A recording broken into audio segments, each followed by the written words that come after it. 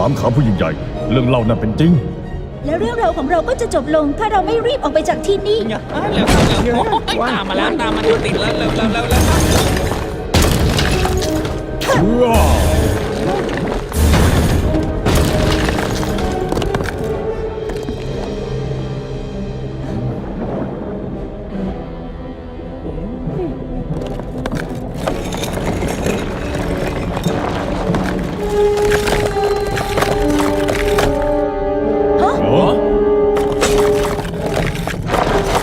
ข้าไม่ค่อยจะดีเลยบอกข้าหน่อยว่าเรามีแผนสำรองกันถ้าว่าเราทำตามแผนแรกจะดีกว่านะจะรู้อะไรเกี่ยวกับฉลามขาวผู้ยิ่งใหญ่บ้างเคนมีอะไรช่วยได้บ้างไหมตอนเด็กๆข้าเคยได้ยินเรื่องเล่าเกี่ยวกับรูปปั้นที่มีชีวิตและมนต์ด้านมืดแต่ข้าไม่เคยเชื่อมันเลยเจ้าไม่คิดจะเอ่ยถึงมันเลยเหรอข้าคิดว่ามันเป็นเรื่องไร้สาระเห็นได้ชัดว่าข้าพลาดไปเวทมนต์ของฉลามขาวผู้ยิ่งใหญ่มันมีจริงฮะข้าว่าตอนนี้คุณช้าไปแล้วล่ะเฮ้ย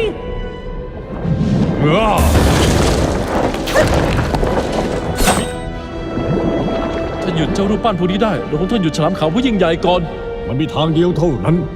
เราจะรับมือกับทางนี้เองพี่สิงห์ไปเถอะ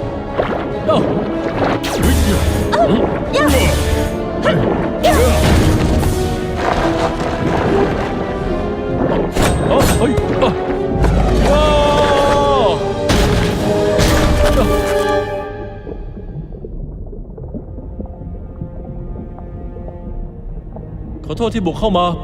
ข้าขอไม่รับบอกธุระของเจ้ามาเพื่อบุกรุกข้าต้องการความกล้าหาญแห่งมหาสมุทร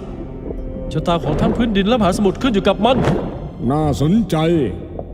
แต่ก็เหมือนกับสิงโตก่อนหน้านี้จะต้องพิสูจน์ว่าเจ้านั้นควรฆ่ากับมันจงเข้ามาสู้กับข้านักรบหนุ่มและมารับรางวัลของเจ้าไป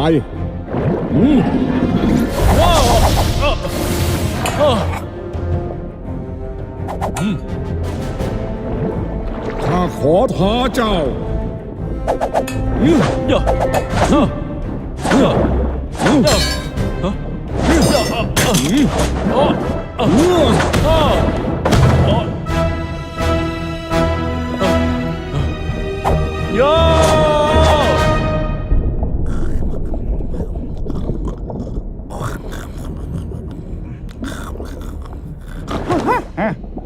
มีบางอย่างที่ผิดพลาดโอเชียนเซนส์ก็ปั่นป่วนไปด้วย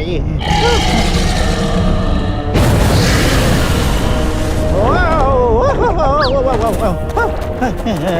นี่มันไม่ดีแน่ๆเลย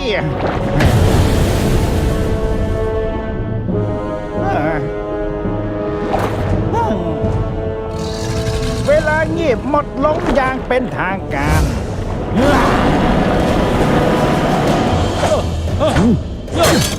เฮ้ย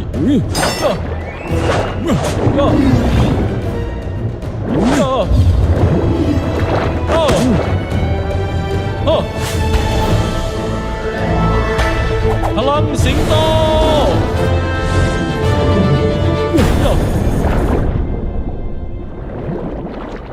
ท่านคือนักรบที่ยิ่งใหญ่พี่สิงห์เวทมนต์ของท่านนังชาแข็งแกร่งท่านมีสิทธิ์จะได้รับความกล้าหาญแห่งมหาสมุทรแต่ขอเตือนเอาไว้ราคาของมันช่างสูงค่านัก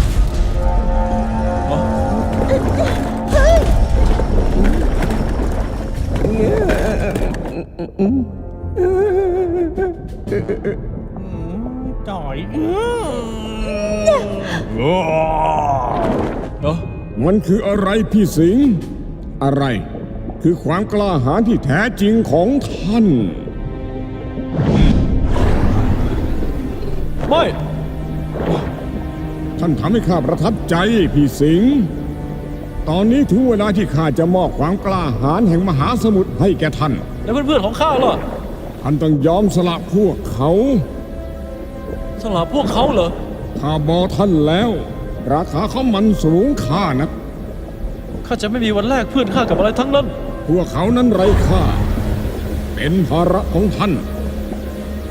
จงเลือกระหว่าง พลังมหาศาลหรือเพื่อนที่ไร้ประโยชน์ ข้าได้บอกท่านไปแล้ว ชะตาของโลกอยู่ในมือเจ้า พี่สิงห์ไม่ต้องคิดถึงพวกเราเลือกพลังไป นายพลฉลาม ยอมที่จะสละชีพ เพื่อทำให้ภารกิจเสร็จสิ้น และแด่เพื่อน ข้าคิดว่าเราโชคดีที่ไม่ได้เป็นนายพลฉลามนะสปาย ช่วยด้วย ไม่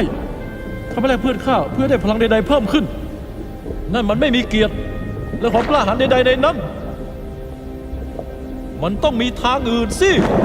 มันไม่มีทางอื่น เจ้าควรจะฟังเพื่อนของเจ้านะ เจ้าต้องการพลังในการช่วยโลก ตัดสินใจซะ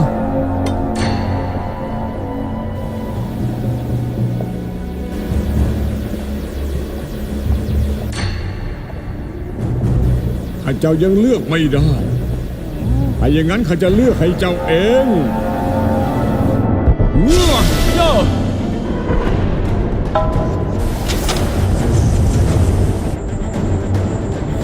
ไม่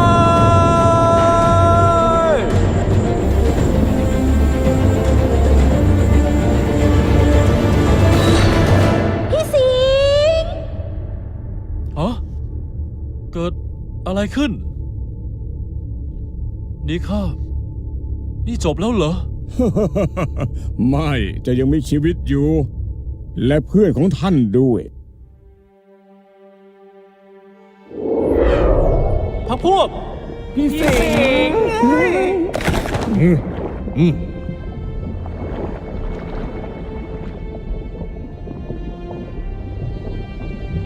โอ้โอ้ โอเค โอเค ท่านได้ทำให้ข้าเห็นความกล้าหาญในตัวของท่าน พี่สิงห์พลังความกล้าหาญแห่งมหาสมุทรเป็นของท่าน ขอบคุณท่าน ฉลามขาวผู้ยิ่งใหญ่ ด้วยพลังนี้ ท่านจะเกิดอะไรขึ้นน่ะ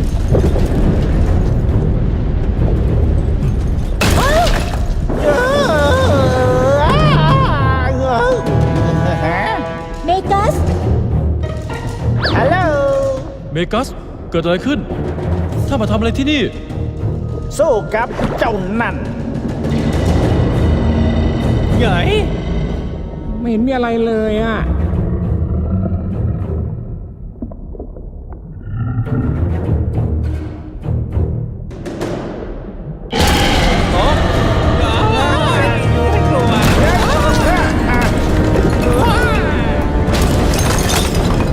ตามมาดิ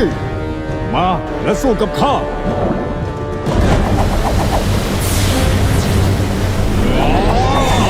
พลังฉลาม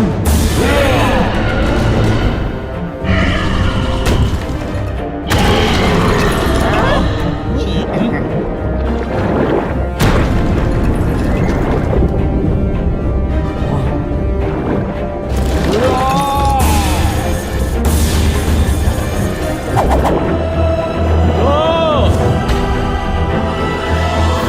พลังสิงโต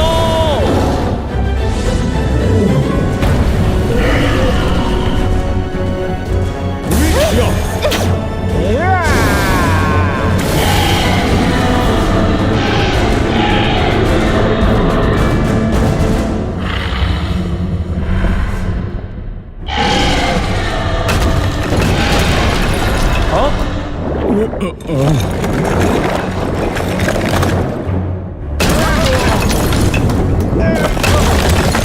ะ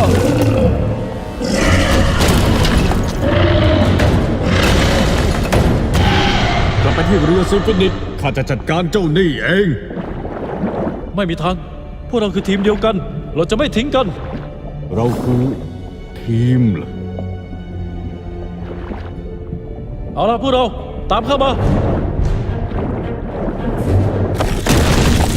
ว้าว ระวัง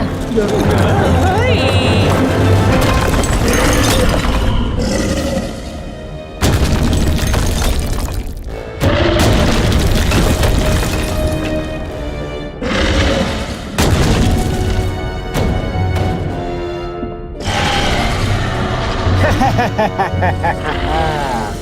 ดีมากลีเวทอสดีมาก จบสักทีนะพี่สิงห์ และของแถมก็คือ ไม่มีเคนอีกต่อไป